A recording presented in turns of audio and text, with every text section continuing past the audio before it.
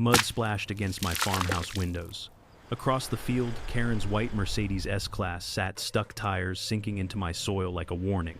She'd ignored every sign, every letter, every polite word for months. I gripped the hose heart steady. Water arced through the morning air, hitting her car, spraying back toward her, washing off the mud she'd thrown at my home. She froze, eyes wide, realizing for the first time that her arrogance had a consequence. And as she struggled, drenched and shocked, I smiled. What she didn't know yet was that the full lesson had only just begun. Karen Westbrook didn't just trespass, she claimed the field as her own. The first time I saw her, she stepped out of her white Mercedes S-Class hair, perfectly styled sunglasses, reflecting the sun like tiny shields, and that smug HOA board smile glued to her face. She walked around the car like it was a runway, not my land. I called out politely.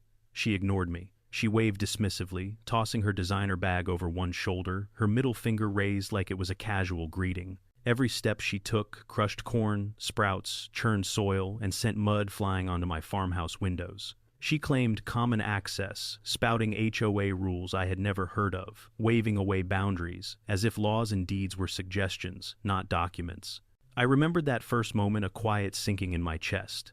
This wasn't ignorance, it was deliberate testing, a challenge masked in civility. I had tried reason, signs posted, certified letters, evidence documented, months of patience. And still, she returned. Each visit escalated deeper into my corn, closer to the cattle, her engine purring like she owned every inch. She didn't see me as a neighbor. She saw me as a hurdle, a joke, a minor inconvenience in her perfect HOA-controlled world. And now, standing there, sunglasses tilted just enough to hide her eyes, she was ready to see exactly what happens when entitlement meets consequence. The first few incidents were almost playful, if destruction could ever be playful. Karen's white Mercedes S-Class rolled onto the edge of my property tires, sinking into soft soil, leaving deep ruts across young corn sprouts. Every step she took, every turn of her wheels, sent mud spraying against my farmhouse windows, streaking the white paint and leaving splatters across the freshly cleaned porch. She would glance at me from behind oversized sunglasses, smirk and wave as if she'd done me a favor. I posted a bright metal sign, "No trespassing violators will be documented." Reflective letters visible from the street, impossible to miss. The next morning, she slowed just long enough to read it, then drove straight past, cutting the same diagonal path through my field. Her tires crushed my carefully planted corn and churned my soil like she owned it. I recorded everything. Mud-smeared windows flattened, sprouts her smug grin behind the wheel. Every small act of defiance sent a knot through my chest, a slow burn reminding me that patience has limits. Months of polite warnings had turned into proof of deliberate harassment. Karen escalated. She stepped out of her Mercedes handbag, swinging, and started taking photos of my crops, pointing at them with a casual, imperious gesture. "Common access," she declared, HOA documented. "You're new. You don't understand the rules." She snapped her phone at angles meant to intimidate, snapping close-ups of my corn, my fence, even the farmhouse door smeared with mud from previous visits. I watched from the barn, clipboard in hand, noting every crushed stalk, every puddle of mud. I called to her politely, "Ma'am, this is private property." She didn't even look my way. The audacity burned like acid in my chest. 2 days later, she returned with a bright pink HOA map clearly fabricated, showing a dotted line allegedly running through my field. She waved it at me like evidence, while certified letters from my lawyer lay shredded in the mud. Every piece of paper I had sent had been ignored, discarded, or destroyed. The message was clear: she didn't care. Every step she took was a deliberate test, a challenge to see if I would act. The first real harm came with Lola, my gentlest cow, pregnant with her second calf. She grazed near the western fence, near the freshly trampled cornfield. Karen roared across the field in her Mercedes mud, spraying tires, carving deep ruts just inches from Lola's legs. The cow bolted, stumbled, and fell. I ran toward her heart, hammering. Bruising elevated heart rate, stress spasms, the vet confirmed the next day. And the calf, it wouldn't survive. Lola nudged the small, lifeless body weakly. I pressed my forehead to her neck, hands trembling yet steady. This wasn't about inconvenience anymore. It wasn't about crushed crops. This was harm real and irreversible, and Karen had no regard for it. Weeks of trespassing, signs ignored, and trashing my land culminated in this. Her arrogance collided with consequences, and I felt resolve harden inside me. I wasn't angry. Anger is fleeting. I felt the calm focus of someone who has watched their patience stretch to the absolute limit, and realized there is no other option than to act legally, visibly, and effectively. The sheriff arrived after Karen called, screaming claims of threats and intimidation. She pointed at me, shouting, claiming I had attacked her. Sheriff Morrison, steady as ever, surveyed the scene. I handed him time-stamped photos, GPS data, and video clips of her repeated trespasses. Mud streaked across my windows and walls, flattened corn, and Lola's trembling body provided unspoken testimony. Karen tried to weave a story, waving her arms like a stage actress, but every claim crumbled under proof. The sheriff's gaze met hers. "Ma'am, being on an HOA board does not grant you rights on private property. You are trespassing." Her confidence wavered. For a moment I saw the crack, the first sign that her arrogance had limits. The visual evidence spoke louder than her words: mud-streaked doors, crushed crops, terrified livestock, and the stubborn traces of repeated defiance. Each of her actions was now accounted for, recorded, undeniable. Karen realized for the first time that defiance has a price, and she was standing directly in its path. Months of warning, documentation, and failed deterrence had led to this moment. I had built something simple, legal, and effective: water. Sprinklers lined the western edge of my property, hoses ready, calibrated to cover every inch she had misused. Not a trap, not a weapon, a defensive measure designed to protect my land, livestock, and home. Karen's white Mercedes rolled onto the field again. Tires sank into the softened soil, mud spraying onto the farmhouse windows. I turned on the sprinklers. Jets of water arced high, catching sunlight, landing perfectly on her car, bouncing harmlessly back at her. Mud she'd thrown onto my home earlier now ran down the hood, cascading off her windshield. She stepped out, dripping leather shoes, soaked blouse clinging mud streaking down her arms. Shock etched across her face. She tried to reverse, only to be met with another curtain of water. I held the hose calmly, documenting every second, recording live as evidence. Karen's arrogance met its match. No laws broken, no one endangered, and yet the lesson was clear: she had chosen to trespass.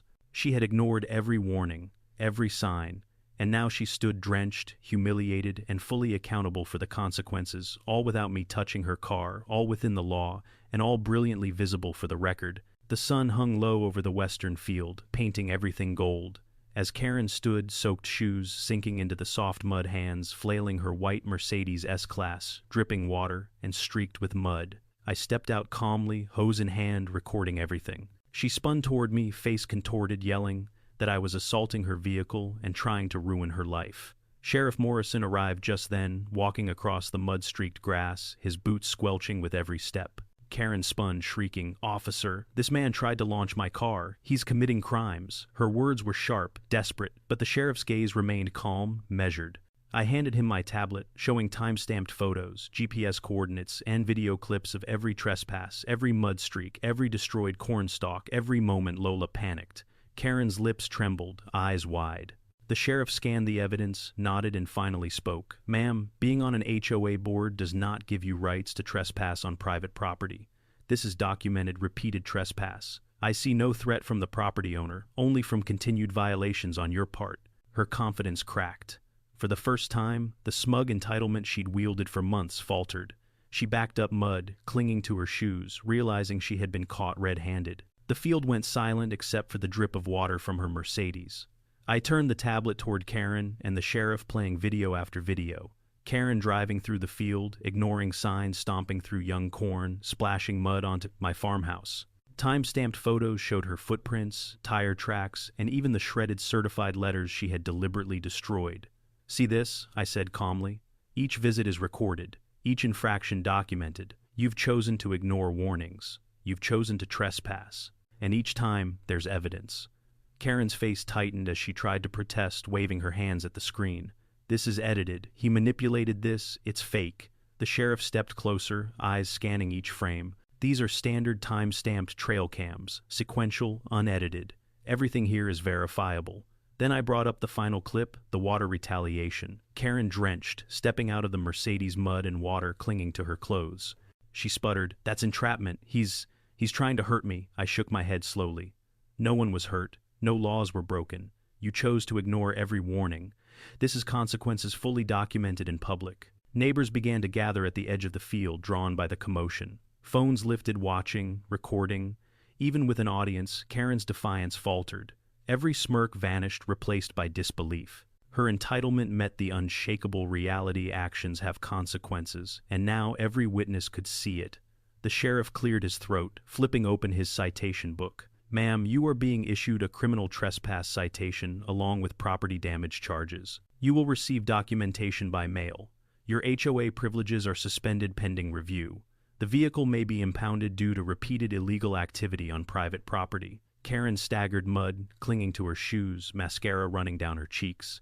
"You can't do this. I'm the victim. He assaulted me. My car." Sheriff Morrison's expression was calm but firm. "The only victim here is the property. You repeatedly trespassed, ignored posted signs, and caused damage to crops and livestock. Everything else is documented and handled through proper legal channels." I stood quietly, camera rolling, capturing her every reaction. Karen's protests became frantic, desperate, her voice cracking with disbelief. She tried to call her lawyer, but her phone slipped, smeared with mud from the sprinkler water. Even the golden retriever's birthday hat photo on her screen was streaked brown, an accidental reminder of the chaos she caused. Walt, the county tow truck driver, arrived shortly after. He winched the Mercedes free of the mud chains, rattling mud sloshing with each movement. Karen muttered incomprehensible threats, but even her bravado couldn't survive the spectacle of her drenched, mud-streaked car being lifted for impoundment. Neighbors watched, whispers spreading through the field. Karen's HOA authority was meaningless here. Every attempt to manipulate the situation collapsed under undeniable evidence law and public scrutiny. She finally slumped against the Mercedes, defeated. Her entitlement had met a force she could not ignore. Legal authority, recorded proof, and a simple, perfectly executed consequence. As Walt loaded the car, I lowered the hose, letting water drip quietly onto the grass. The field was silent, except for the hum of sprinklers. Karen could scream, flail, or call anyone she wanted, but the truth was visible, undeniable, and entirely in my favor. The sun dipped low over the western field, casting long shadows across the muddy tracks. Karen Westbrook stood in the middle of the pasture, dripping shoes sunk into soft mud, arms flailing as her white Mercedes S-Class rested behind her, streaked with mud. Her mascara ran, hair stuck to her face, sunglasses crooked. Every inch of her defiance had melted into chaos. I stepped out calmly, hose in hand, recording the entire scene. Karen spun toward me, shouting that I had attacked her car and tried to ruin her life. Her voice echoed across the empty field. Sheriff Morrison's cruiser rolled to a stop. He emerged, boots squelching, taking in the scene: mud-streaked farmhouse, flattened crops, soaked livestock, Karen's Mercedes, and the dripping figure in the field. "Ma'am," the sheriff began, voice firm, "being on an HOA board does not grant you rights to trespass on private property." Karen shrieked, pointing at me. "This is assault. He's trying to ruin me." I handed the sheriff my tablet. Time-stamped photos, GPS coordinates, and videos of every previous trespass flashed on the screen, each one showing her blatant defiance.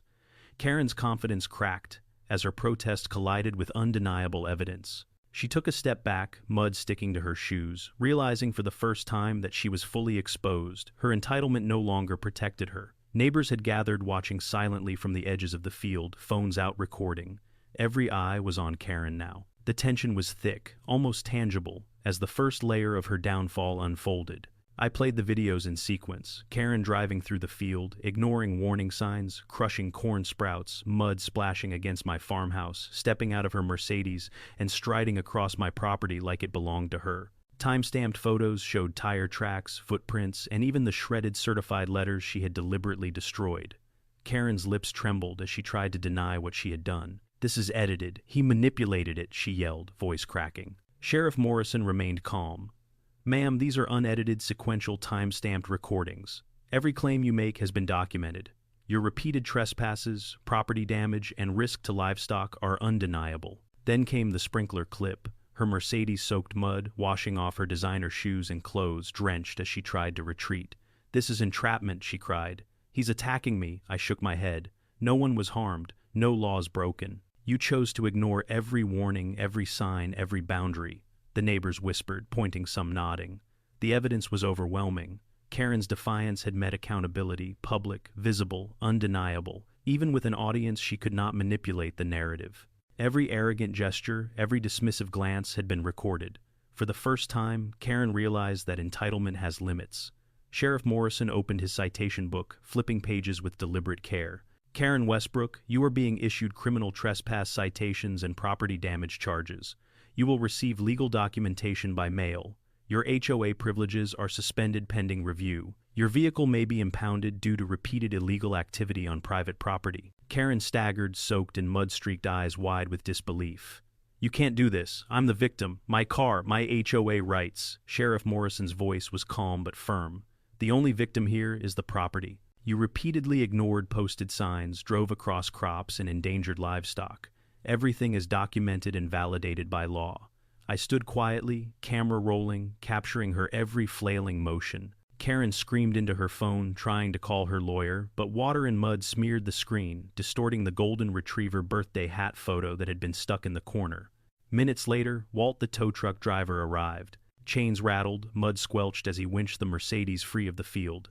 Karen's protests were drowned out by the mechanical groan of the impound. Neighbors watched silently, their whispers carrying through the field, witnessing the final act of accountability. Karen's entitlement was dismantled. Every attempt to manipulate, intimidate, or defy the law had failed. She slumped against her Mercedes, humiliated and defeated, while the sheriff and witnesses confirmed that the outcome was fully justified. Her vehicle, her authority, and her confidence all lay in ruin, tangible, visible, and irreversible. I lowered the hose, letting the final drips fall quietly onto the field. The past 6 months of defiance, mud, and chaos had ended. Karen could scream, argue, or plead all she wanted. The consequences had arrived, fully documented and fully deserved.